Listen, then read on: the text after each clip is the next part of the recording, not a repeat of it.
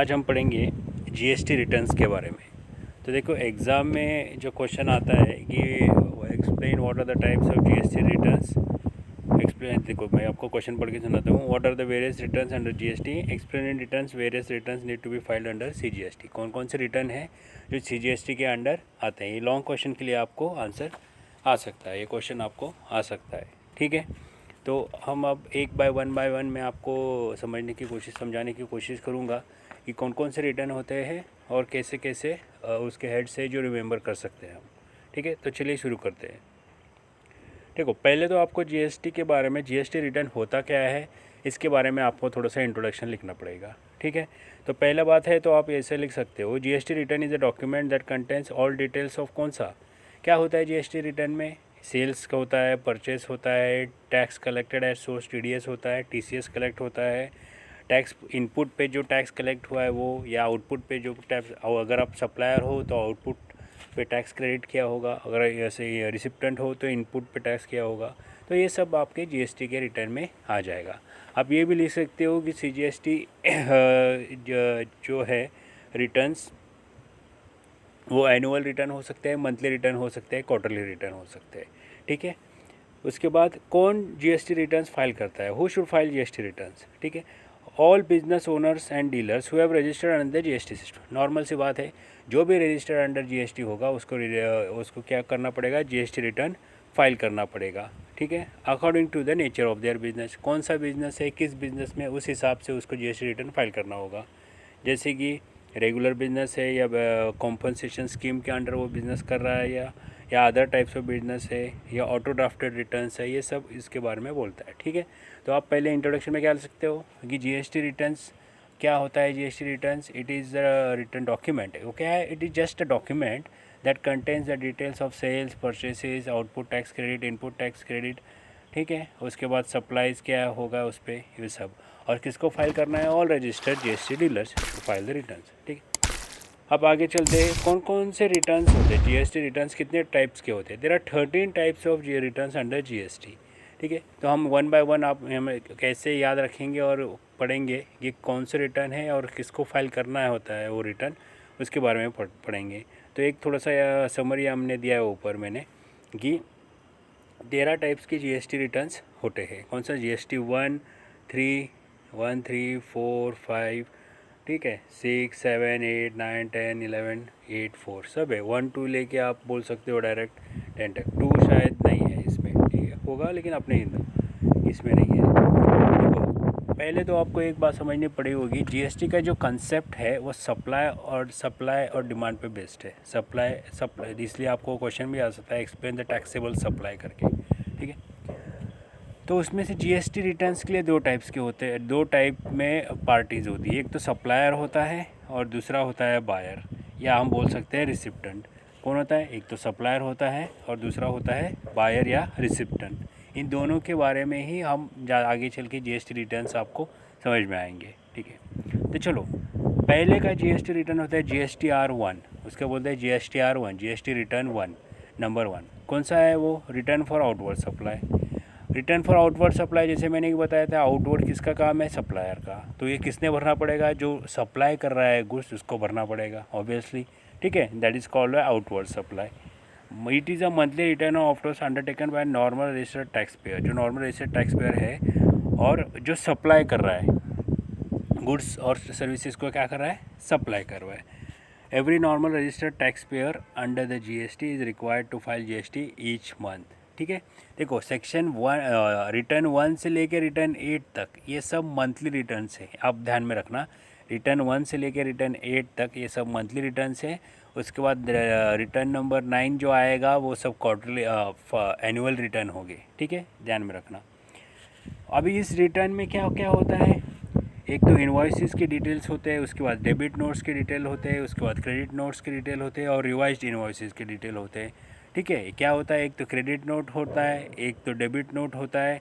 उसके बाद क्या हो सकता है, एक तो इन्वॉइसेस भी हो सकते हैं। समझ में आ गया। तो आप अब देखो जीएसटी रिटर्न, हम ये बॉबी पिक्चर आपने देखा हुआ था, तो उस बॉबी और कोविड इनका कॉम्बिनेशन मिला के मैं अब आपको जीएसटी रिटर्न समझाने की कोशिश करता हूँ, कैसे रिमेंबर करने की समझाने की कोशिश कर रहा हूँ, ठीक है। तो बॉबी में मूवी में एक गाना है, कौन सा है, बाहर से कोई अंदर ना आ सके, ठीक है। पहला तो वो है, आपको ये ध्यान में आ गया। तो पहला बाहर से कोई अंदर, आउटवर्ड मतलब बाहर, आउटवर्ड मतलब बाहर, सो बाहर से कोई अंदर, that is called outward supply. पहला क्या हो गया, आउटवर्ड सप्लाई। अभी बाहर हो गया, उसके बाद पहले लाइन का याद रखिए, बाहर से कोई अंदर, उसके बाद क्या होता है, अंदर से कोई बाहर ना जा सके, वो होता है return for inward supply. GSTR2 क्या होता है, इनवर्ड सप्लाई। पहला बाहर से अंदर मतलब वन फॉर बाहर outward and second for inward, ठीक है। अभी इसमें मैंने बताया था कि इसमें क्या क्या डिटेल्स शो करने पड़ते हैं, तो आप याद रखो CBI बोलते हैं ना, अंदर से कोई बाहर से कोई अंदर ना आ सके, आप ध्यान में रखो। CBI बोलती है कोई भी बाहर से कोई आदमी नहीं आना चाहिए। तो CBI मतलब credit note, debit note, invoices, CBI, ठीक है। क्रेडिट नोट मैंने इधर दिया है, credit note, debit note, invoices, समझ में आ गया, ठीक है। अभी रिटर्न फॉर इनवर्ड सप्लाई किसको करना पड़ेगा, रिसिप्टेंस। और मैंने बताया एक सप्लायर होता है और रिसिप्टेंट होता है। कैसे याद रखें, अंदर से कोई बाहर ना आ सके, ठीक है। तो इसके बारे में क्या होता है, इसमें इस रिटर्न में GSTR contains the detail regard to purchase made by recipient in particular month, जो भी परचेस किया है उसने, उसके बारे में डिटेल्स होंगे, ठीक। उसके बाद GSTR2A, अभी देखो बाहर हो गया, अंदर हो गया, उसके बाद समरी होता है, जैसे गाने में होता है बाहर से कोई अंदर ना आ सके और अंदर से कोई बाहर ना जा सके, तो फिर क्या करोगे भाई, चाबी खो जाएगी। और उसके बाद क्या करोगे, दोनों मिलकर क्या कर सकते हो, पढ़ ही सकते हो ना, रीडिंग ही कर सकते हो, बाकी दूसरा तो कोई कोविड में कर नहीं सकते, अंदर कमरे में बंद हो गए तो रीडिंग कर सकते हो। तो GSTR2 is nothing but a read only document. समझाने के लिए मैंने ये बताया concept. It is GSTR2A is what, it is a read only document. अभी देखो GSTR1 और GSTR2 में जो आपने डिटेल्स भरे होंगे वो इधर ऑटो पॉपुलेटेड होंगे, ऑटोमेटिकली फिगर हो जाएंगे इधर, ठीक है। This documents get auto populated once the supplier upload GSTR1, in other words enables the recipient to verify the details uploaded by the supplier.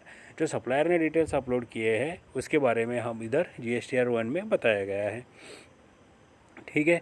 उसके बाद चलो नेक्स्ट है, also recipient should accept reject. अभी इधर इस रिटर्न में आप recipient accept कर सकता है, रिजेक्ट कर सकता है, कि उसके ऊपर डिपेंड है। पहले तीन समझ में आ गए। GSTR1 किसके लिए है, बाहर से कोई अंदर मतलब outward supply. GSTR2 inward supply. Outward supply में क्या क्या डिटेल्स होंगे, CBI, credit note, debit note, invoices, second ये टू। उसके बाद क्या हो गया, GSTR2 हो गया इनवर्ड।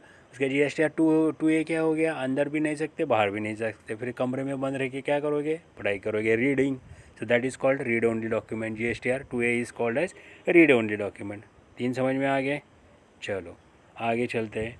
GSTR3B, ठीक है। अभी 3B किसके लिए है, ये समरी है, पूरे गाने का समरी लिख लो आप, ऐसे समझ सकते हो। अभी क्या पढ़ा है हमने, बाहर से कोई अंदर, अंदर से कोई बाहर, और अच्छा भी खो जाए या कोरोना आ जाए, तो क्या है, वो गाने का समरी है। तो summary of inward and outward supply, GSTR3B क्या बोलता है, it is a summary of inward and outward supply. इधर देखा आप पढ़ सकते हो, इधर सिंप्लीफाइड मंथली समरी रिटर्न। देखो मैंने पहले ही बोला था कि 1 to 8 ये मंथली रिटर्न्स है, GSTR 1 to 8 ये मंथली रिटर्न्स है, ठीक है। It is a self declaration showcasing the summary of GST supply liabilities of the tax payer for the tax period in the question. समझ में आ गया। Moreover it help the tax payer to discharge the tax liability in liability manner. समझ में आ गया। 1 2 2A 3B हो गया, हमारा समरी तक हो गया, ठीक है। चलो अभी क्या हो गया, अभी देखो कमरे में बंद हो गए ये लोग दोनों, फिर चाबी खो जाए, तो अभी चाबी खुलाने के लिए किसको बुलाना पड़ेगा, चाबी वाले को। सो ही इज़ अ चाबी वाला डीलर। क्या होता है वो चाबी वाला, मतलब एक डीलर होता है, वो चाबी खोल रहा है, तो he is a composite dealer. तो GSTR4 किसके लिए है, कॉम्पोजिट डीलर। अब ये कॉम्पोजिट डीलर कौन होते हैं, गवर्नमेंट ने एक कॉम्पेंसेशन स्कीम निकाली होती है, जिसके अंतर्गत गवर्नमेंट बोलता है कि आपका इनकम अगर इतना नहीं है तो सिर्फ आप इतना टैक्स भरो। For example income tax act में आपने पढ़ा होगा सेक्शन 44 AD, उसमें कहा गया है कि हर किसी को अगर बुक्स ऑफ अकाउंट्स मेंटेन करने के लिए नहीं होते तो उसने ये सर्टन रेट पे टैक्स भरे, और उसका बुक्स ऑफ अकाउंट नहीं भी मेंटेन किया तो भी चलेगा। तो similarly to that GSTR4 return है, that is called as compensation dealers. Small tax payers having a turnover of up to 1.5 crores need to pay tax at a fix rate, ठीक है। This is called as composite dealers. समझ में आ गया। Outward, second inward, फिर read only document, उसके बाद summary of inward and outward supplies, उसके बाद 4 में क्या होता है, चाबी खो जाती है तो फिर क्या होता है, डीलर को बुलाते हैं, चाबी वाले को, ठीक है, ठीक, उसमें दैट इज़ ए चाबी वाले डीलर। इसमें आप समझाने के लिए बता रहा हूँ, बाद में आप पॉज करके पढ़ सकते हो उसमें कंटेंट्स क्या है। अभी चाबी वाले ने चाबी खोल दी, अभी वो चाबी वाला कौन सा चाबी वाला था, वो फॉरेनर चाबी वाला था, समझ में आ गया, स्वदेश वाला फॉरेनर वाला था, विदेश वाला, स्वदेश नहीं, इधर मैंने विदेश दिया, विदेशी वाला फॉरेनर था। सो GSTR 5 किसको भरना पड़ता है, जो आदमी नॉन रेसिडेंटल टैक्सेबल पर्सन है उसको भरना पड़ता है। फिर से वही, उसमें रिटर्न में क्या होगा, inward supply, outward supply, interest, tax payable, tax paid, any other refundable, ठीक है।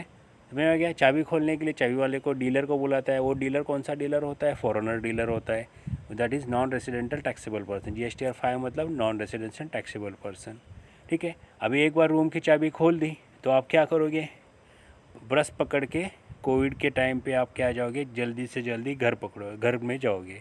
तो घर बस पकड़ने के लिए आप कहाँ जाओगे, डीमार्ट के स्टॉप पर जाओगे, डीमार्ट के स्टॉप पर जाओगे। तो ईमार्ट मतलब इनपुट सर्विस डिस्ट्रीब्यूटर। 6 नंबर किसको भरना पड़ता है, इनपुट सर्विस डिस्ट्रीब्यूटर। मैंने डीमार्ट क्यों बोला है, उसका एक एग्जांपल से आपको समझ में आएगा कि इनपुट सर्विस डिस्ट्रीब्यूटर कौन होता है। देखो, इनपुट सर्विस डिस्ट्रीब्यूटर मतलब ऐसा डिस्ट्रीब्यूटर कि उसका हेडक्वार्टर्स एक जगह लोकेटेड है बेंगलोर का, और उसके ब्रांचेस कई जगह लोकेटेड है ऑल ओवर इंडिया। अगर कुछ भी प्रॉब्लम उसके ब्रांचेस को आता है तो वो तो बिल किसके नाम से जाएगा, हेडक्वार्टर के नाम से जाएगा। लेकिन हेडक्वार्टर ने एक्चुअली उसका यूटिलाइजेशन किया है क्या, रिपेयर का नहीं है, तो उसको वो सब डिस्ट्रीब्यूट करता है, that is called as input service distributor. जैसे डीमार्ट के सब जगह ब्रांचेज है, उसका मेन एक हेडक्वार्टर दिल्ली में होगा, तो उसका जो भी सर्विस रिलेटेड कुछ चार्जेस होगा वो उसके पास बिल आएगा, लेकिन उसका बिलिंग का टैक्स क्रेडिट हर इसको देना पड़ेगा जिसके इधर वो सर्विसिंग की है कंप्यूटर प्रिंटर की। तो that is called as input service distributor. उन लोगों को GSTR 6 किसको भरना पड़ता है, इनपुट सर्विस डिस्ट्रीब्यूटर को। समझ में आ गया, ठीक है। उसमें दिया है, this return provides information of all investment on which credit has been received and are issued by ISD. This means it is a summary of total input tax credit, ITC, input tax credit का ये summary है during distribution during a particular month। समझ में आ गया, ठीक है। चलो अभी GSTR 7, अभी TDS। अभी डीमार्ट में चले गए, उसके बाद आप कोई भी प्रिंटिंग प्रेस खरीदी करोगे, प्रिंटिंग मटेरियल खरीदी करोगे या इसका, उस पर आपको TDS डिडक्ट करना पड़ेगा, टैक्स डिडक्शन एट सोर्स। तो ये रिटर्न किसके लिए भरना पड़ता है, GSTR 7, जो जिसका टैक्स TDS कट होता है उनका। फॉर एग्जांपल मैंने इधर दिया है, जैसे कि फाइनेंस डिपार्टमेंट एक payment is making a payment of 3 lakhs to a supplier of printing and stationery, ठीक है। अभी उसका सप्लाई 2.5 lakhs के ऊपर जा रहा है, इसके लिए उसको TDS डिडक्ट करके देना पड़ेगा बाय डिफ़ॉल्ट। TDS मतलब 10,000 आपको मिल रहे हैं, समझो 20,000 आपको मिलने चाहिए थे, लेकिन TDS 5,000 रुपये कट रहा है, तो आपको कितना मिलेगा, 15,000 रुपये। जब आप सैलरी कमाने लगोगे तब आपको ये समझ TDS आपका कट होगा इनकम टैक्स से या उस पर। तो GST में भी वैसा होता है, इधर दिया है जो इसका TDS कट होना है, लायबिलिटी टुवर्ड्स TDS, ये सब वही है, ठीक। इसमें ध्यान में रखने की बात क्या है, ये सेक्शन 51 बोलता है, TDS का कौन सा सेक्शन है, सेक्शन 51, और उसका दूसरा कौन सा सेक्शन है, सेक्शन 52। TCS का कौन सा है, सेक्शन 52।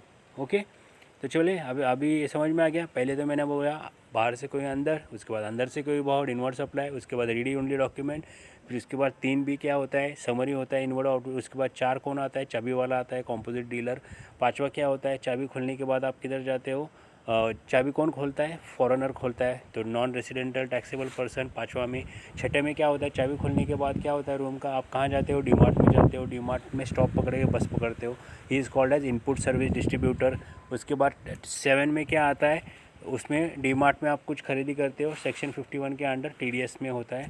उसके बाद सेक्शन GSTR 8 किसके लिए, ई-कॉमर्स ऑपरेटर। जैसे कि आप डीमार्ट से निकले और बस में पकड़ गए तो आप होटल बुक करते हो, जैसे कि ओयो होटल, तो ये किसको रिटर्न भरना पड़ता है, GSTR 8, ई-कॉमर्स ऑपरेटर को, ठीक है। डीमार्ट से निकले, बस में बैठे और किधर होटल बुक किया, तो ओयो से होटल बुक किया, तो ओयो मतलब ई-कॉमर्स ऑपरेटर, और ओयो से होटल बुक किया या स्विगी से, सब जोमेटो से कुछ मंगाया, ठीक है, ई-कॉमर्स ऑपरेटर हो गए ये लोग, ठीक है। तो इट इज़ GSTR 8 किसके लिए है, monthly return furnished bye electronic commerce operator, जो TCS करेक्ट है, ये सेक्शन 52 में आता है। समझ में आ गया, सेक्शन 52 में।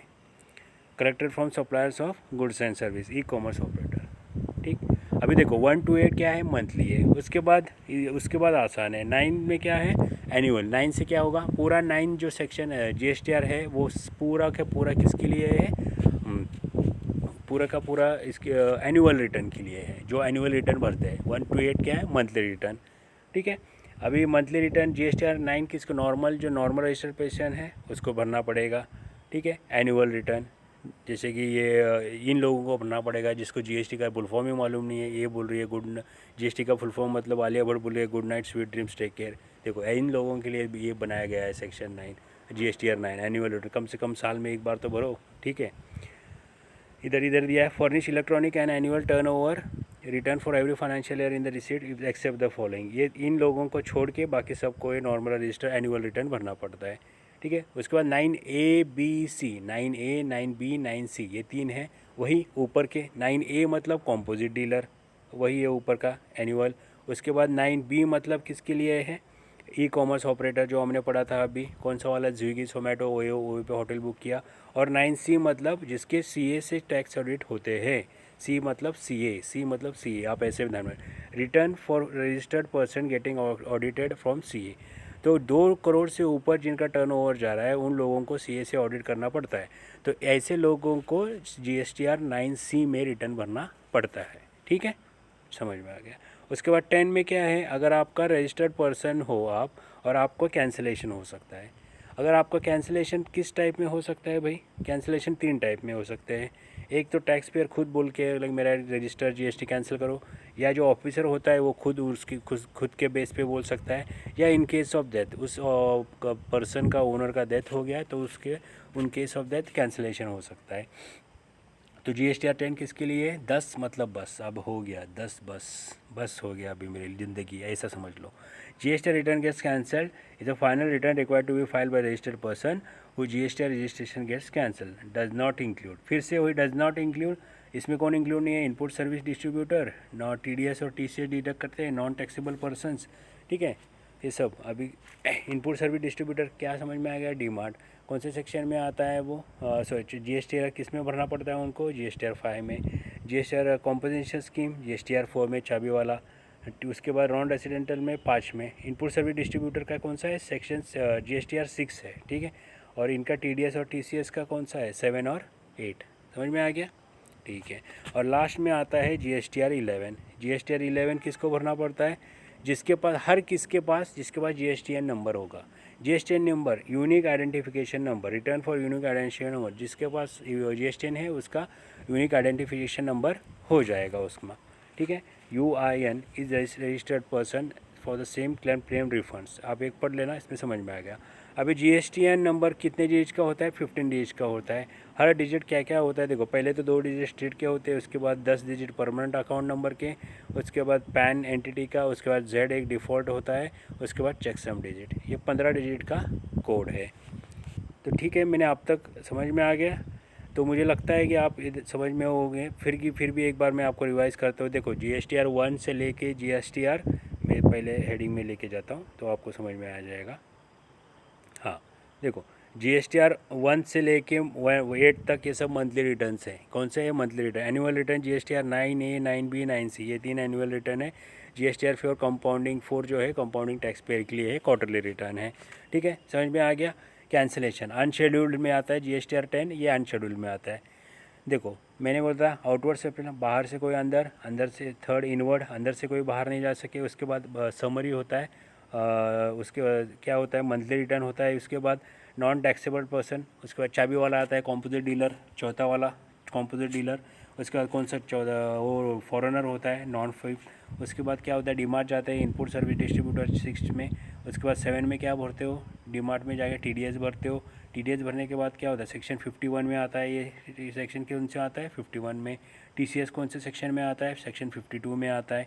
Inward supplies for government bodies, ठीक है। उसके बाद इनवर्ड सप्लाईज और गवर्नमेंट बॉडी। सेक्शन 10 किसके लिए आता है, कैंसिलेशन के लिए वो आपको भरना पड़ता है। और लास्ट में सेक्शन 11 कौन सा है, रजिस्टर्ड पर्सन के लिए। ठीक है, मैंने ये इधर एक बात मैं आपको वो बोलना भूल गया, मैं वो बताता हूँ।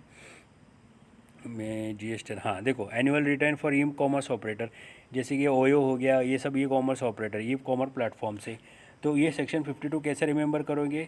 50% डिस्काउंट बोलते हैं हम ना, ओयो बीओ होटल में, डाइनी, स्विगी में। तो आप ऐसा 50% नहीं 52, तो आपको ध्यान में आ जाएगा सेक्शन कौन सा है, 52। आप ये ध्यान में रखना, ठीक है। I think friends, you must have able to remember the GSTR returns by the trick I have solved। तो मैंने जो बताया उस हिसाब से आप ट्रिक ध्यान में रखो तो आपको समझ में आएगा, ठीक है।